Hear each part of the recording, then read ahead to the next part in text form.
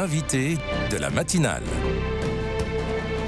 KTO Radio. Entre conquête sociale et reconquête capitaliste, le travail n'a de cesse d'évoluer, encore plus rapidement aujourd'hui.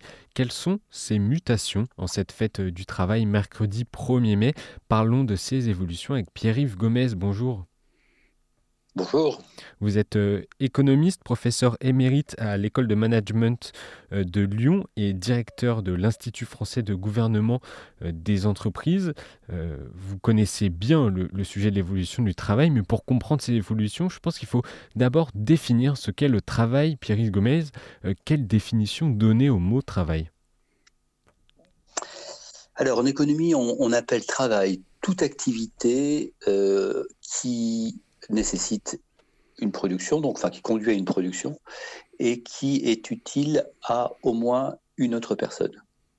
Donc, nécessite une production, on distingue le travail d'autres activités qui nécessitent un effort, comme le sport par exemple, mais pas nécessairement une production, quelque chose qui est réalisé, et qui est utile à au moins une autre personne. On distingue de cette façon le travail d'une activité personnel. Alors l'exemple qui est classique, c'est si je me rase le matin, je ne travaille pas. C'est une activité liée à mon corps.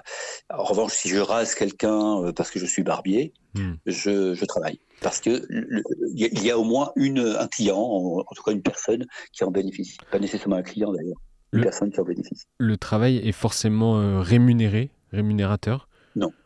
Pas du tout. Le père ou la mère de famille qui fait la cuisine ou un gâteau travaille dans la mesure où elle produit, et ça, c'est utile à au moins une autre personne. Donc, le travail est beaucoup plus large que le travail professionnel. Alors, ce qu'on appelle le travail rémunéré, en fait, c'est le travail professionnel, qu'il soit salarié, 90% des cas, ou qu'il soit indépendant, 10-15% des cas. Donc, mais c'est une partie du travail. La partie émergée, donc le travail professionnel. L'autre partie qui est très importante, c'est le travail domestique, qui représente à peu près 30% du travail, travail domestique, à la maison, qui comprend l'éducation des enfants, un travail très important, le travail en association, le travail politique et le travail du client qu'on oublie très souvent. Lorsque je suis consommateur, je travaille. Parce que je dois, par exemple, acheter sur Internet, sélectionner, peut-être parfois critiquer. C'est un gros travail, ça, on pourrait en reparler, qui est important. Donc, vous voyez, le travail professionnel, c'est une des dimensions. Et très souvent, on pense qu'à cette dimension-là, mais une partie non négligeable de notre activité de travail, c'est du travail non professionnel, travail quotidien. Depuis la première fête du travail en 1890 et son instauration comme un jour férié et chômé en 1948, le travail a bien évolué. On connaît l'ère industrielle. Dans quelle ère sommes-nous aujourd'hui en 2024 ? On est dans l'ère digitale. Je crois que si on devait caractériser cette évolution d'approche, je pense que c'est très juste ce que vous dites. Le travail est toujours évolué parce qu'en fait, le travail est le reflet de la société.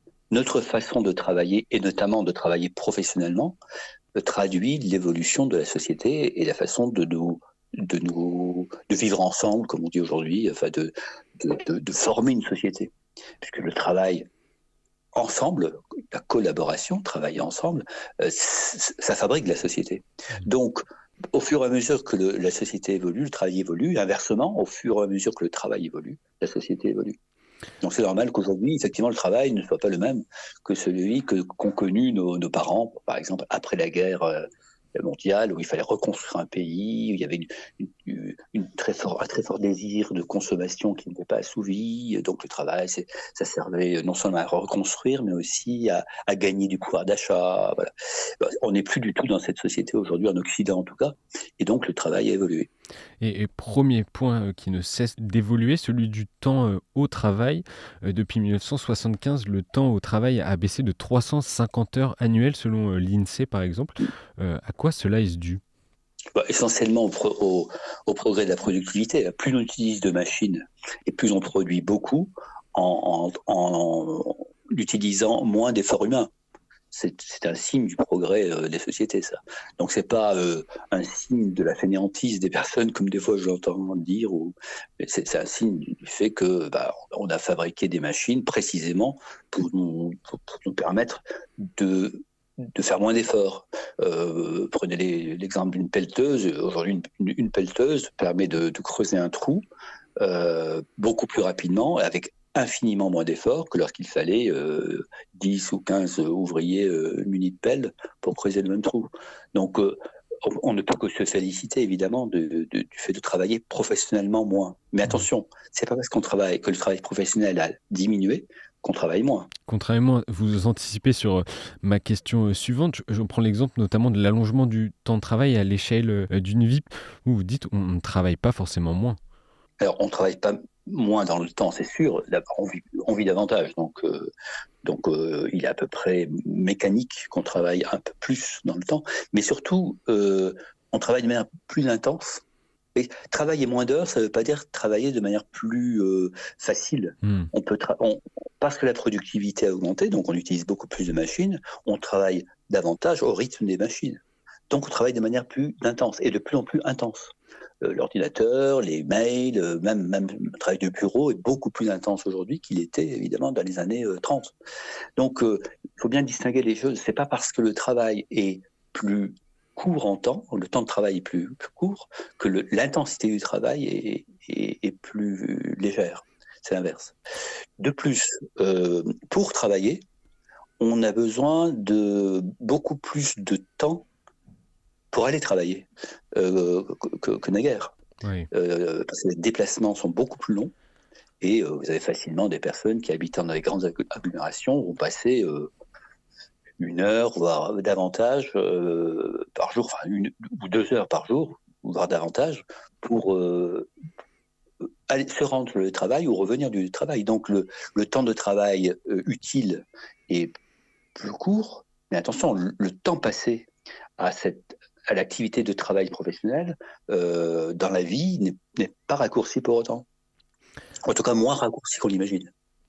Autre point de mutation, la digitalisation, vous en avez parlé tout à l'heure, et l'automatisation de plus en plus de tâches. Est-ce que certains métiers sont amenés à disparaître ? Alors, ça fait partie d'ailleurs de l'équation. Si on automatise des tâches, ça veut dire qu'on a moins besoin d'efforts humains pour les réaliser, et donc ces tâches-là, les tâches ne disparaissent pas, mais le fait que ce soit les humains qui les remplissent disparaît. Donc on a l'impression que le travail diminue. En fait, il se déplace. Parce que pour fabriquer ces machines, il faut de l'humain, parce que les machines vont obliger à de nouvelles tâches, à créer des nouvelles tâches que des humains vont remplir. Donc, pour que l'économie fonctionne, il faut que ce que l'on perd en travail humain ici soit gagné ailleurs, sans quoi, au total, il n'y aura pas de consommateurs, et donc ça ne sert à rien de produire, si vous voulez. Donc, voilà, il peut y avoir un souci quant à l'adaptation des sociétés, ça ne s'adapte pas tout d'un coup, et donc pendant un moment, il peut y avoir plus de chômage, mais sur le moyen terme, inévitablement, ça doit se réguler, ça doit s'adapter. C'est-à-dire que ce qu'on gagne en temps de travail humain grâce aux machines, ça augmente. On invente de nouvelles tâches, de nouveaux services pour que les humains soient occupés, pour qu'ils puissent avoir des revenus et consommer. Donc l'économie s'arrête. Et dans cette production toujours plus accrue et cette digitalisation du travail, l'intelligence artificielle prend une part importante. Est-ce que l'intelligence artificielle pourrait permettre, en tout cas à l'avenir et davantage, de rendre le travail moins pénible ? Alors moins pénible, c'est à voir. Déjà, il faut qu'on évalue, et c'est en train d'être fait, quelle va être la conséquence de l'usage d'une nouvelle technologie. L'intelligence artificielle, c'est pas quelque chose de monstrueux, c'est une nouvelle technologie, qui permet de traiter de l'information de manière très très très rapide, et donc avec des résultats qui se rapprochent de traitements humains. Donc ça c'est nouveau, et c'est nouveau pour des tâches qui étaient jusqu'à présent, des métiers qui étaient des métiers dits intellectuels ou tertiaires, intellectuels, où on traitait de l'information. effectivement, des choses vont assez radicalement changer pour certains métiers. Les métiers de créateurs, des métiers de contenu. Ça, c'est certain. On ne sait pas encore quel est l'impact de cette transformation, si ça va toucher beaucoup de monde. On parle de millions d'emplois, mais vous savez, quand une nouvelle technologie arrive, on a l'impression que tout est révolutionné. Moi, je me souviens, à une époque de ma carrière, j'ai travaillé sur, ça ne nous rajeunit pas, sur l'émergence de l'informatique dans les métiers bancaires, et on disait que ça allait complètement changer l'activité bancaire, qu'il allait y avoir des milliers de chômeurs. Bon, ça s'est réalisé, mais très lentement. Parce que les adaptations sont lentes, parce que les techniques n'ont pas modifié autant que ça les pratiques, et surtout parce qu'on a tellement inventé de nouveaux métiers pour compenser le côté brutal et un peu abstrait et froid de la machine, que finalement, au total, il n'y a pas eu une saignée de l'emploi, la saignée qui était attendue. Donc je crois que ce serait la même chose pour l'intelligence artificielle. Il va y avoir des transformations assez importante sur certains métiers, qui avaient une sorte de rente liée au traitement d'informations. Certains métiers créatifs aussi, alors y compris journalistes, y compris photographes par exemple, je ne crois pas qu'il serait remplacé, simplement le métier va se déplacer, parce que le traitement de l'information pour lui-même peut se faire par la machine. En revanche, la qualification de l'information, ça restera toujours humain. Et au contraire, il y aura encore plus un contenu de travail humain, précisément parce que c'est l'humain qui va qualifier l'information. Et justement, existe-t-il un sens qui soit aussi chrétien du travail par rapport à la doctrine sociale de l'Église? Car à première vue, le lien entre travail et la foi chrétienne semble parfois difficile à établir. Alors, est-ce qu'il y a un sens chrétien Je crois que le travail, c'est une dimension très chrétienne de la vie sociale, depuis toujours. Parce que l'homme est amené à être à participer à la création, à la poursuivre. Et cette poursuite de la création se fait par le travail. Et ça, c'est pas lié à la malédiction du péché originel. Dès le jardin d'Éden, l'homme est mis dans le jardin pour le cultiver, pour le rendre plus beau. Et donc, il y a un sens chrétien du travail, c'est rendre le monde plus beau, plus utile, plus juste. Ça demande de l'effort, ça demande de la production, ça demande d'être utile aux autres, donc ça demande du travail. On espère que l'évolution du travail ira dans ce sens-là. Et oui, et n'oublions pas qu'on fête la Saint-Joseph travailleur aussi le 1er mai. Et c'est bien un sens chrétien du travail, Saint-Joseph travailleur. Effectivement, merci de le préciser. D'ailleurs, je rappelle à nos auditeurs un livre, s'ils veulent creuser davantage le sujet, Intelligence du travail, que vous avez écrit et paru aux éditions Desclés Brouwer. Encore merci Pierre-Yves Gomez d'avoir été avec nous. Je rappelle que vous êtes professeur émérite à l'école de management de Lyon et directeur de l'Institut français de gouvernement des entreprises. Bonne journée du travail à vous. Merci à vous aussi.